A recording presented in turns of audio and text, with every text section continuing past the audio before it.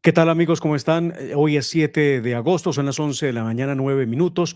Aquí estamos para hablar de este especial del 7 de agosto, 2 años del gobierno de Gustavo Petro. Hoy momento en el que están esperando a Gustavo Petro en el puente de Boyacá. Es increíble, Gustavo Petro nuevamente deja la fuerza pública plantada.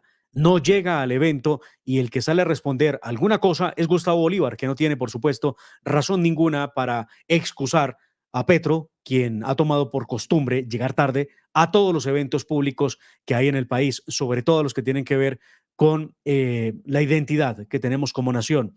Por supuesto, el 20 de julio y ahora el 7 de agosto. Es increíble. Escuchamos qué ha dicho Gustavo Bolívar en los últimos minutos. No sé, yo no manejo la agenda. Lo que sí sé es que aparece cuando ya todas las medidas de seguridad están tomadas y bueno, lo estamos esperando. Me dicen que ya llegó a Tunja, ya muy cerca de acá. Pero no es como un respeto para los militares, para las personas. Lo vimos en el 20 de julio, llegó 2 horas tarde. No puedo hablar por él no puedo hablar, hermano. Lo del 20 de julio tenía unas connotaciones de seguridad que el país desconoció, pero ya pronto las dará a conocer, si él tiene a bien darlas a conocer. ¿Había un peligro para la seguridad de él? Sí, hubo una advertencia de la embajada americana en el sentido de que había un posible peligro que se estuvo analizando hasta última hora y por eso llegó tarde. ¿Atentado? Sí, yo no conozco los detalles, pero sí yo sé que hubo esa advertencia de la embajada, ya deberían preguntarle a la embajada. ¿Le dijo de pronto lo que es una posible atentado contra el presidente? No sé si atentado, pero sí le hicieron una advertencia de seguridad. Es la declaración de Gustavo Bolívar hace unos minutos desde el puente de Boyacá, donde debe llegar Gustavo Petro como corresponde, porque recuerden ustedes, hoy se celebra también el Día del Ejército Nacional y es un homenaje a la gesta libertadora de la batalla de Boyacá con el general Simón Bolívar, también con el general Santander. Y pues simplemente no ha llegado. Pero bienvenidos a este especial de los 2 años de Gustavo Petro en el poder. Hablaremos de los escándalos, hablaremos de las impuntualidades de Petro, de los viajes de Petro, hablaremos de las promesas incumplidas, hablaremos de las masacres que no pararon. Y hoy no vemos a los artistas, entre otros Adriana Lucía, Doctor Crápula y otros tantos actores de la televisión colombiana diciendo nos están matando como lo hacían en campaña política. Definitivamente, los muertos no importan, importan solamente cuando se trata de buscar los votos. Gustavo Petro tenía 17 años cuando ingresó a la guerrilla terrorista del M-19. Su nombre en aquel grupo armado era Andrés Aureliano, alias Aureliano, en honor al personaje del libro de 100 años de soledad de Gabriel García Márquez. En el año 85 fue capturado en el barrio Simón Bolívar en Zipaquirá por porte ilegal de armas que tenía relación con su actividad en el grupo terrorista. Él fue uno de los encargados de crear los grupos de guerrillas en las distintas ciudades donde tuvo la oportunidad de estar. Estuvo también en el monte, él lo ha reconocido desde el departamento del Cauca. Recordemos que en La Hora de la Verdad y el documental sobre el holocausto del Palacio de Justicia, la verdad que nos había revelado, presentamos desde Fundación Escuela Libertad y desde La Hora de la Verdad el testimonio del doctor Jaime Castro, quien fuera ministro de gobierno para la época de los hechos, 1985, 6 y 7 de noviembre, cuando los terroristas se tomaron el Palacio de Justicia a sangre y fuego. Jaime Castro reveló algo que pocos sabían y que no está escrito en algunos de los tantos libros que existen sobre el tema del Palacio de Justicia, Y es que Gustavo Petro, estando preso en la cárcel Modelo de Bogotá, intentó hacer un motín para volarse de la cárcel e ir a apoyar a sus camaradas en la toma del Palacio de Justicia. Escuchemos para que recordemos lo que dijo Jaime Castro aquí a través de nuestras plataformas de Escuela Libertad y de la Hora de la Verdad. Y dentro de la idea de la toma del poder, de que iban a tomarse el poder, Petro amotina la cárcel Modelo con sus compañeros de las FARC y con el liderazgo propio de él, amotina a 3.000 presos para salirse de la cárcel, tomarse la ciudad, tomarse el poder. Estas declaraciones de Jaime Castro revelan los momentos en los que Gustavo Petro no estuvo en el Palacio de Justicia, no porque no quisiera, sino porque no pudo. Estaba preso, pagando cárcel por porte ilegal de armas por su actividad como guerrillero del M-19.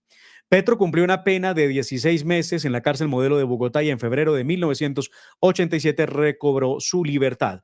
Ya en la vida civil, entre 1990 y 1991, fue asesor de la gobernación de Cundinamarca y en 1991, luego del proceso de Asamblea Constituyente, fue elegido representante de la Cámara por el departamento de Cundinamarca como miembro de Alianza Democrática, conocido como ADM-19, partido al que perteneció también su amigo y camarada Olmedo López, sí, el de la Unidad de Gestión del Riesgo, que es responsable de la ejecución de un multimillonario robo, el escándalo más grande que tiene hoy el gobierno de Gustavo Petro y del que no se repone, porque no ha podido echarle la culpa al gobierno Santos, Uribe o Duque de semejante desgreño administrativo.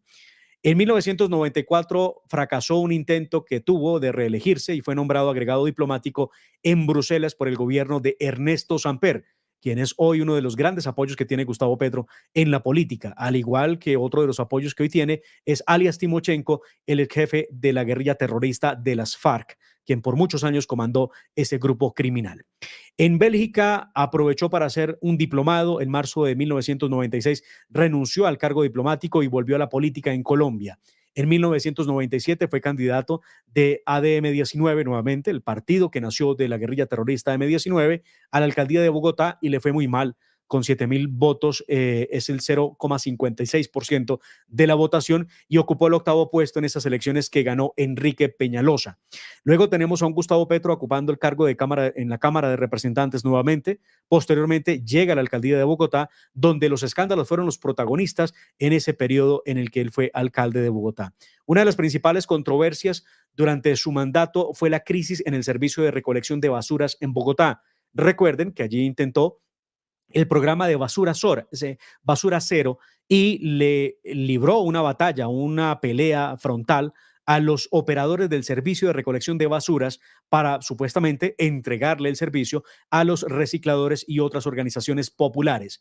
El invento de Gustavo Petro falló. Bogotá duró casi 15 días sumida en la basura y las ratas salían por todas partes por cuenta de una emergencia que se convirtió en sanitaria, de una improvisación de Gustavo Petro en su momento. No solamente eso había ocurrido, también había escándalo con la compra de motos eléctricas para la Policía Nacional, bajar la tarifa del pasaje de Transmilenio, entre otras cosas. El caso es que por el tema de basura cero fue que el señor procurador Alejandro Ordóñez en ese momento le destituyó e inhabilitó para seguir en el cargo como alcalde de la ciudad de Bogotá. Gustavo Petro acudió a la Comisión Interamericana de Derechos Humanos, que a la larga logró ganarle el pulso a Alejandro Ordóñez como procurador. Después, el Tribunal Superior de Bogotá le dio la razón y también en el año 2020, julio del 2020, falló contra el Estado colombiano la CIDH y por eso Gustavo Petro se rehabilita en los cargos políticos y queda habilitado para ser candidato presidencial. Lo intenta en las pasadas donde gana Iván Duque, luego lo vuelve a intentar contra Rodolfo Hernández en el año 2022 y aquí empieza en firme cada uno de los escándalos de lo que ha rodeado la campaña de Gustavo Petro. Vamos con uno de los videos de esos momentos de campaña de Gustavo Petro y vamos a empezar a revisar el primer momento cuando con la P de Petro en Barranquilla, en la plaza, se intentaba llevar a cabo el primer evento político no autorizado por la ley colombiana, porque ese evento debía ocurrirse en el mes de enero, a finales de enero, y no en septiembre como se hizo. Ya se los vamos a explicar. Quiero que escuchemos ahora cuando Gustavo Petro agitaba las banderas rojas, dice él, aquí en el centro de Cundinamarca. Veamos. Las rojas se alcen, que esta ciudad pueda ser llamada de nuevo la capital roja de Colombia. ¿Cómo hacerlo? Si votaron por Uribe, si votaron por Duque, si la realidad fue la destrucción económica del territorio, si la realidad fue condenar a la población de Girardot a la pobreza.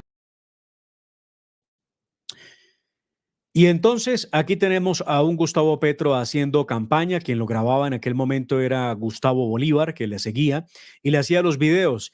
Luego tuvieron que admitir que efectivamente se había tomado algunos traguitos y subió a una tarima notablemente disperso a tratar de dar un discurso y con la lengua enredada. Realmente un momento escandaloso en medio de la campaña. Ahora veamos la P de lo que fue la P de Petro en Barranquilla, precisamente en la plaza en la plaza, a ver si vemos la imagen de la P de Barranquilla, por favor, para que los oyentes se puedan entender de qué estoy hablando.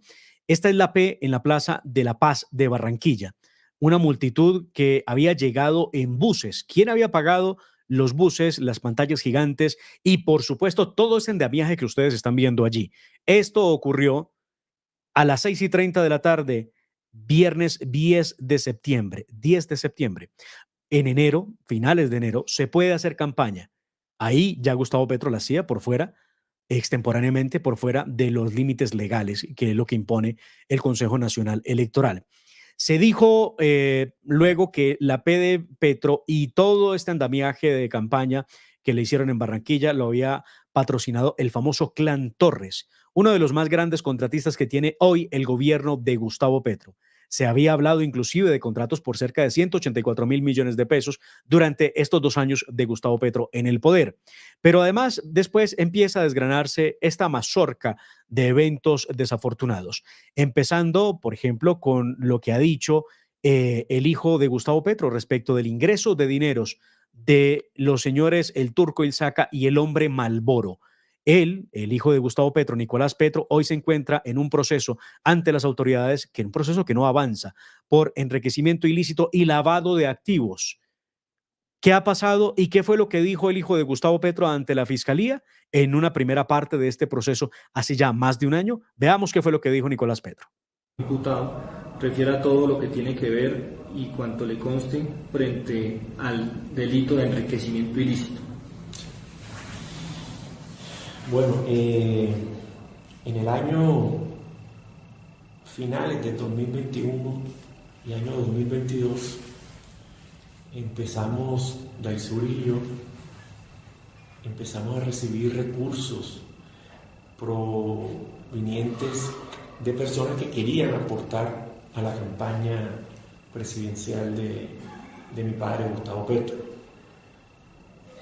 Personas como Santander López Sierra, como Gabriel Ilzaca, como Oscar de Cúcuta, más adelante corroboro el apellido. Empezaron a hacer aportes en ese lapso de tiempo, dineros que fueron en parte recolectados por el señor Máximo Noriega,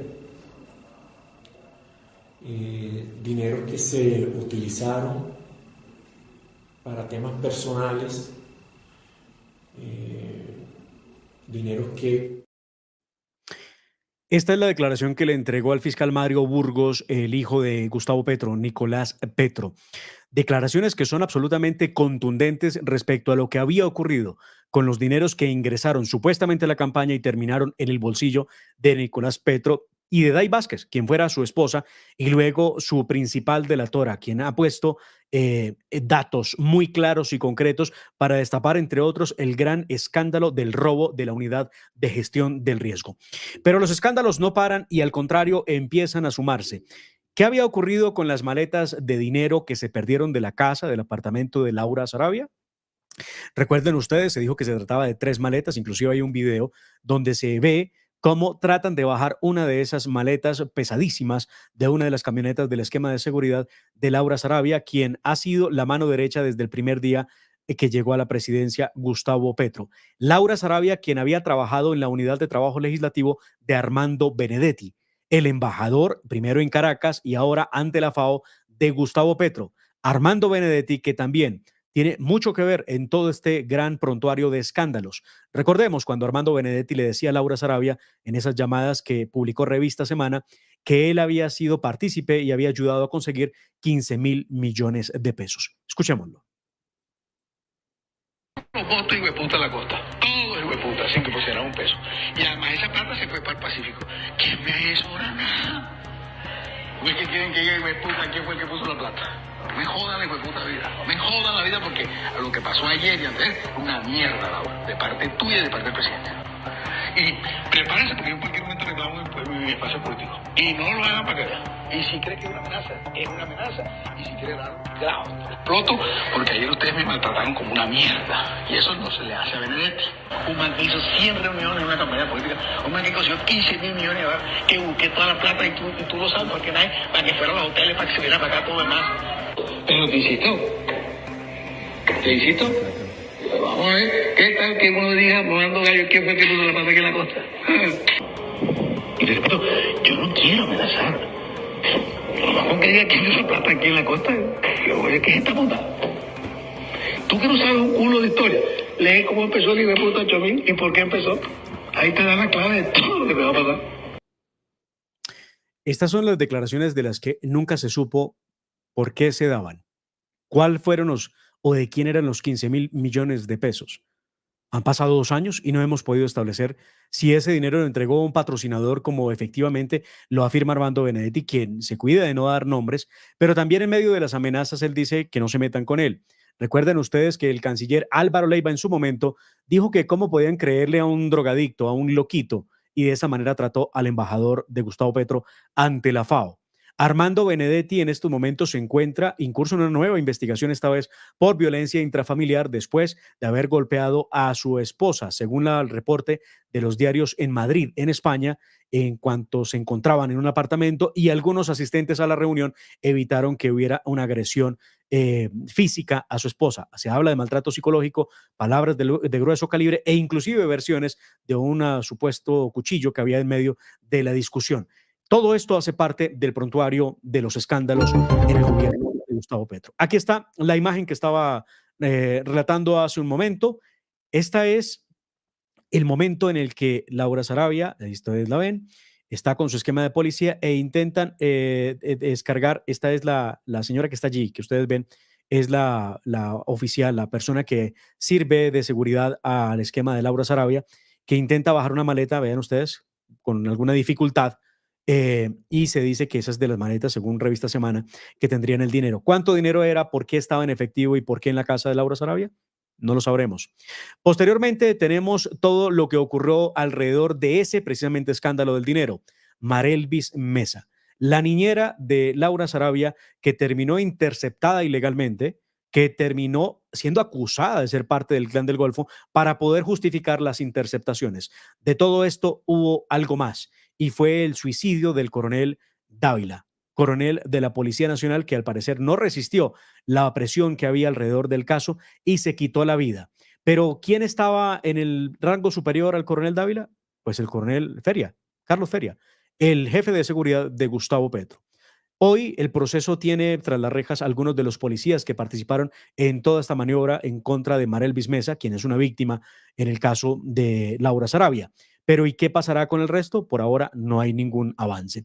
Alguien me preguntaba aquí en el chat qué había pasado con el caso de Nicolás Petro. El caso sigue a cuentagotas. Lo más reciente fue que retiraron al fiscal Mario Burgos, que no lograron hacer aplazar la audiencia que hubo hace un par de semanas, pero ahí sigue el caso. Recuerden ustedes que la fiscal es la que, por supuesto, como constituye y como lo dice la ley, es la que el presidente ternó, evidentemente, que es la doctora Luz Adriana Camargo.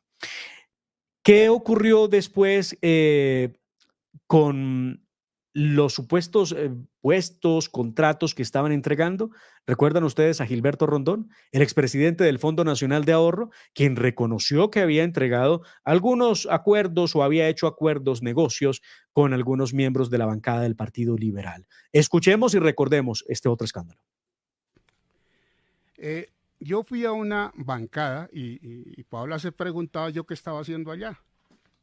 Pero ¿cómo así que yo qué estaba haciendo? ¿No que yo hago parte del gobierno del presidente Gustavo Petro? Pero entonces tendrían que estar todos los funcionarios del gabinete. Allá estaban los ministros. Claro que sí, los porque ministros, es que, pero claro, no los directores de entidades. Pero es que todos somos parte del y gobierno. adjuntas. Entonces le quería decir eso. Perdóneme que quiera aclarar esa situación. Adelante. Segundo, yo, ¿por qué estaba allá? Porque como yo hago parte del gobierno, pues yo tengo que contribuir a que las reformas del gobierno puedan salir adelante. Ese es mi ejercicio, porque entonces yo qué hago en el gobierno. Y luego viene una cosa muy clara, pero absolutamente clara, y es la siguiente. Yo no sé si esos representantes o senadores que están ahí hayan recibido esos puestos o no. No lo sé porque yo no tengo la cuenta, es que es mucha gente. Yo no tengo la cuenta. Pero lo que sí sé es que ellos tendrían derecho a eso. Es que estamos en una democracia pluralista y participativa. Y en una democracia pluralista y participativa, el que gana las elecciones gobierna con su gente. Así de claro. Entonces, gana las elecciones el pacto histórico. Y a ese según usted, repartir mermelada es. No, esto no es mermelada. Normal. No. Es una participación burocrática legal. La mermelada son los contratos, eso es distinto.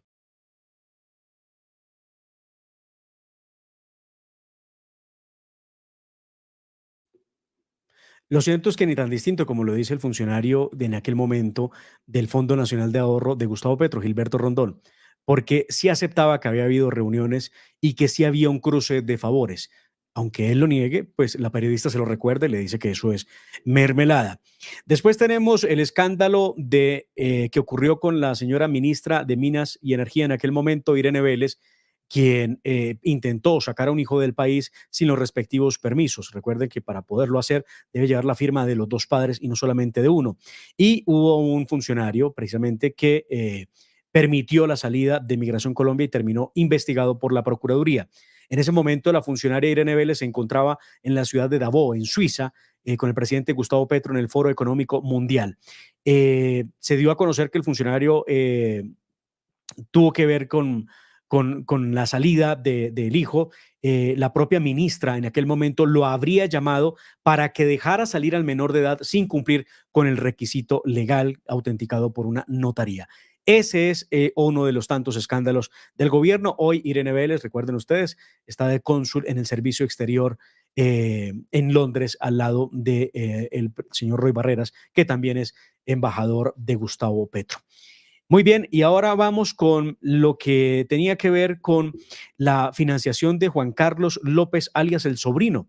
Sí, este es uno de los hechos poco revisados probablemente por la prensa colombiana, pero sí, un narcotraficante alias Sobrino que había sido extraditado por Iván Duque posteriormente, pero que también ya había purgado pena en los Estados Unidos. Su esposa fue la persona encargada de recibir al pacto histórico y a los miembros del gobierno de Gustavo Petro, hoy el gobierno de Gustavo Petro, para hacer campaña en el Casanare. Este es el reporte que se entregaba sobre el caso de alias Sobrino, precisamente el hombre que apoyó a través de su esposa la campaña de Gustavo Petro en ese lugar del país.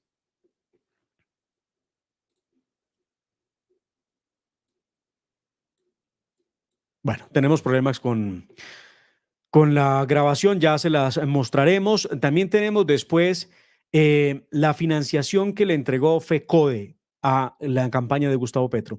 Cerca de 500 millones de pesos le fueron entregados al gobierno, a la campaña de Gustavo Petro, a Ricardo Roa, para que fueran utilizados en el gasto de campaña. No fueron reportados en cuentas claras y por lo mismo existe investigación. Lo mismo que la campaña fue hubo donaciones de parte de la USO, de la Unión Sindical Obrera, que tampoco reportó cerca de 1.033 millones de pesos que fueron aportados a la campaña de Gustavo Petro. Y tenemos también, por supuesto, para contarles a ustedes las declaraciones del hermano de Gustavo Petro, donde dijo que 1 millón de votos se negociaron en las cárceles, confirmando lo que se llamó el Pacto de la Picota. Pacto de la Picota que también quedó en el olvido. ¿Qué pasó con el Pacto de la Picota? ¿Hay investigaciones? ¿Avanza de alguna manera el pacto? Y es que parte de ese pacto, recuerden ustedes, tenía que ver con los grupos criminales que apoyaron al presidente Gustavo Petro. De hecho, recordemos cómo la mamá de alias Siopas, criminal del Clan del Golfo, invitaba a votar y le pedía a sus familiares que votaran por el presidente, por el entonces candidato y ahora presidente, Gustavo Petro. Escuchemos. Que hay que mandar a arreglar las cédulas porque hay que votar. No, a mí no me metan en ese cuento, Yo no sé, eso manda a decir su hermano, no sé. ¿Bien? Su hermano. David Nieves, atentamente decirle eso. A traerle la razón de que votáramos. ¿Y por quién?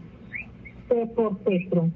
Que para que votemos por ese man, porque es un bienestar para él. En otro de los audios, la madre del cabecilla del Clan del Golfo habla con su hija Yuris Janet Quirós, a la que le envía un mensaje similar. ¿Usted alguna vez ha votado? Nada, pero le va a tocar votar. ¿Por qué? Porque el otro manda a decir que votemos. ¿Y que para qué? Porque es un bienestar para él. ¿Y votar por quién, no dijo? Por Petro. ¿Qué por Petro? Él manda a decir con por quién. Son varias las conversaciones. Esta es la conversación entre la mamá de alias Siopas, la hermana y los familiares para pedirles que actualicen, que estén pendientes, registren su cédula porque hay que votar y que su hermano, el criminal del Clan del Golfo, les ha dicho que es un beneficio para él que gane Gustavo Petro. Y de esa manera también había ocurrido con las guerrillas del ELN y de las FARC, quien últimamente terminaron revelando que habían apoyado el proceso electoral del hoy presidente Gustavo Petro.